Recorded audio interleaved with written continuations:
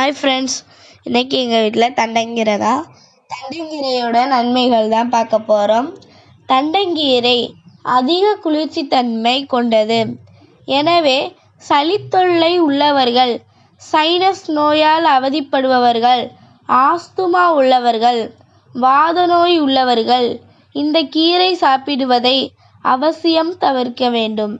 குடல் புண், அல்சர் போன்ற நோய்களால் பாதிக்கப்பட்டவர்கள் தண்டங்கீரையை உணவுடன் சேர்த்து கொண்டால் நிவாரணம் கிடைக்கும். உயர் இரத்த அழுத்தத்தை குறைக்கும். இரத்தத்தில் உள்ள வெள்ளை அணுக்களின் உற்பத்தியை அதிகரிக்கிறது.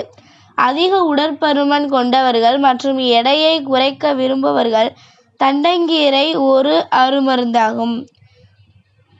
கர்ப்பப்பை பிரச்சனைகளுக்கு இந்த கீரை மிகவும் நல்லது. Bye friends. எங்கள் வீடியோ பிடிச்சிருந்துச்சு அப்படின்னா லைக் பண்ணுங்கள், சப்ஸ்கிரைப் பண்ணுங்கள் ஃப்ரெண்ட்ஸ். இந்த வீடியோ எப்பயுமே உங்களுக்கு பயனுள்ளதாக இருக்கும்னு நாங்கள் நம்புகிறோம். பாய்.